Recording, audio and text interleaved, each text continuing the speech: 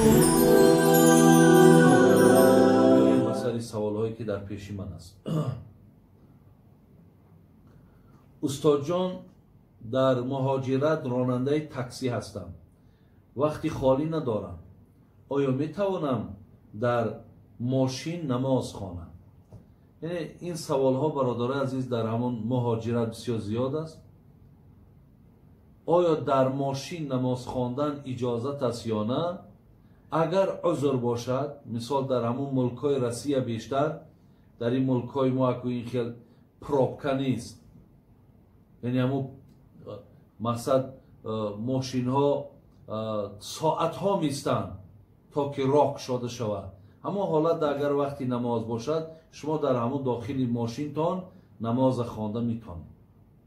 یا بیرون مقصد سرده هست، خنکی هست که در اونجا طاقت نماز خواندن نیست، یا باران است.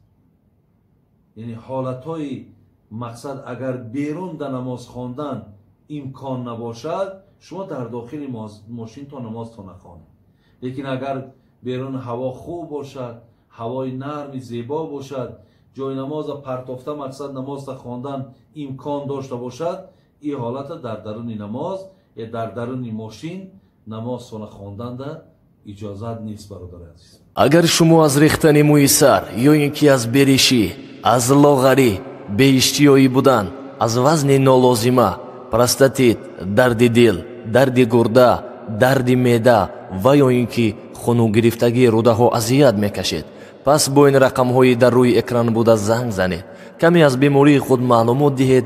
داروی های گیاهی لازمه را به شما شرکت شفافرما توصیه میدهد. دویم سوال، شخصی نصرانیه که اسلام را قبول میکند ولی نماز نمیخواند، گناهش چیست در اسلام؟ اکو فرق ندارد برادران عزیز، نصرانی است، یهودی است، وقتی که مسلمان شد، یکی از وظیفه های جانی، یکی از وظیفه های مهم، یکی از نشانه های دینداری این نماز خواندن است. یعنی 5 وقت نماز باید که ادا کنم. برای همین البته هر نفری که نماز نمیخواند، این ترک نماز این گناه کبیره است، یعنی گناه کلان. ما 2 نوع گناه داریم، یکی گناه خرد، یکی گناه کلان. کسی نماز نمیخواند، او ترک گناه کلان کرده است، یعنی برای نخواندن نماز و پیش خداوند جوابگره. از این لحاظ برادران عزیز و گرامی، نماز یکی از 5 ستون دین. میگیم بینای مسلمانی بر چند است؟ میگم بینای مسلمانی با 5 نو است. یکی از همون، یعنی مقصد چی است؟ همون 5 ستون دین. یعنی اگر از همین 5 یکیش نباشد، دین ما کامل نیست. یکی از همون ستون ها برادر عزیز این 5 وقت نماز خواندن است. برای همین همون نفرهایی که نماز نمیخوانند، گمان ما همین است، خلاصه ما همین است که شما برای اون ماهیت نماز فهمونین، از خدا امید است که وی نماز میخوانند. شما باید دانید که نماز خواندن یعنی چی. برای همین در نماز خواندن این رضاگی الله هست. نماز خواندن این در غضب آوردن شیطان است. نماز خواندن این روشنی خانه قبر است. نماز خواندن این راحت خانه قبرت است. نماز خواندن این کلیدی در جنت است. نماز خواندن این بالای دست ملائکه ها نشستن و داخل جنت شدن است. نماز خواندن این نور مؤمن است. نماز خواندن این شخص را با رحم می سازد. نماز خواندن شخص را با انصاف می سازد. نماز خواندن یک دیواری هست که تو را نمی گذارد که در کارهای زشت دست بزنی. زین لحاظ این نعمتها را از دست ندهیم برادران عزیز، خواهران عزیز.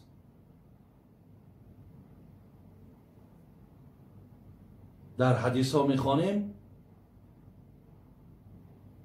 نماز سیاه کننده روی شیطان است.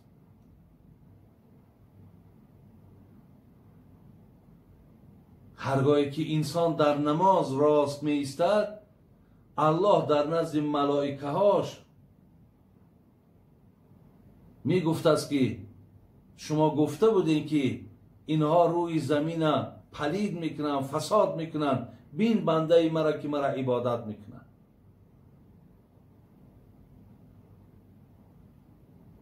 این رازی با پروردگار است. این گفتگو با الله توانا و بزرگ است.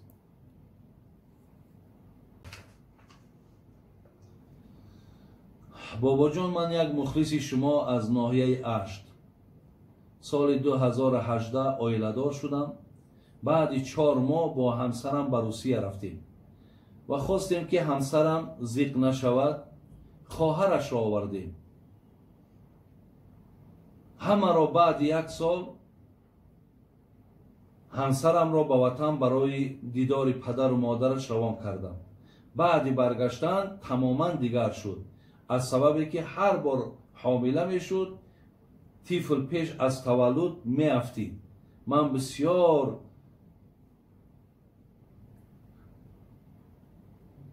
دلتیش می کردم و زیاد دوستش می داشتم. آهسته آهسته شروع به سخنهای قبیح کرد و خواست که از من جدا زندگی کند. زیاد فهماندم که اینجا ملک بیگانه است، تنها زندگی کردن ناممکن است.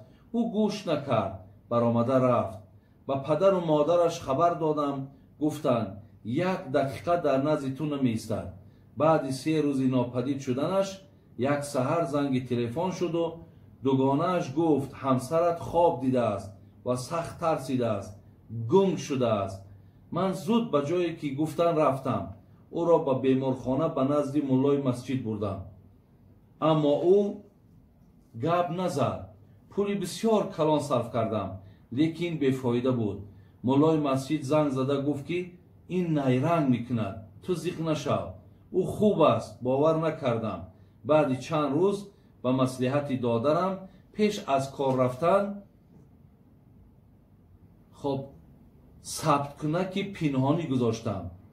بعد از کار آمده دیدم که با پدر و مادرش با گنگی صحبت میکند، اما بعد او با 3 مرد دیگر بسیار صحبت عاشقی میکند. حتی با طریق تلفن عکس های عریانش را هم روان کرده است. من بسیار عصبی شدم. جوابش را دادم. خدا به ما تنها فرزند نداد، دیگر از همه چیز تامین بود.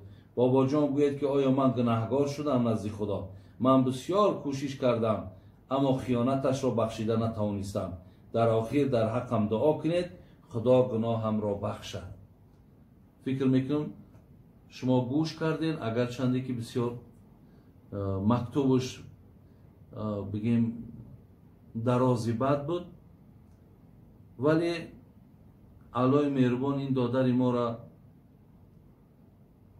همه مشکلاتش آسان کند. حقیقتا اینقدر بدبختی که از دست این زن به وجود آمده است، دل خانفر، نه تنها این دل خانفر کسی باشد با این خیل زن زندگی کردن برای خود هیچگاه نمی پسندد.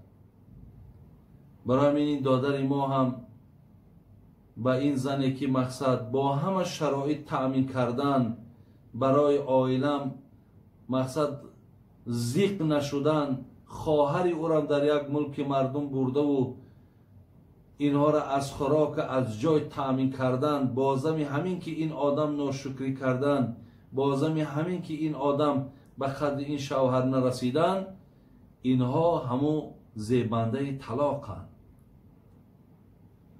من اگر چنده که هیچگاه بسیاری ها را فتوا به طلاق نمیتیم، لیکن وقتی این قدر نیرنگ ها 3 روز و 4 روز گمشیدن، خود به گنگی انداختن، صورت های عریان تا بسیار به دیگر مردها روان کردن، زنی که شوهر دارد.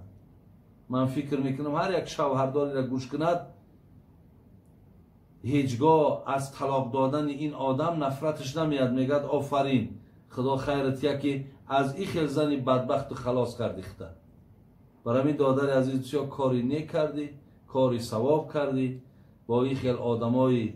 یعنی شاید که خداوند به تو که ترحم داشت، خدا که تو را یکی از بنده های خوبش میدانیست، مقصد از این خیل زنی که به تو لایق نبود تو را از این جدا کرد.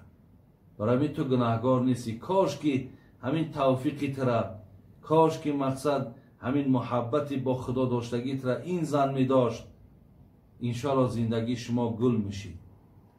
لیکن حاضرم که باشد کاری خطا نکردین، کاری درست کردین.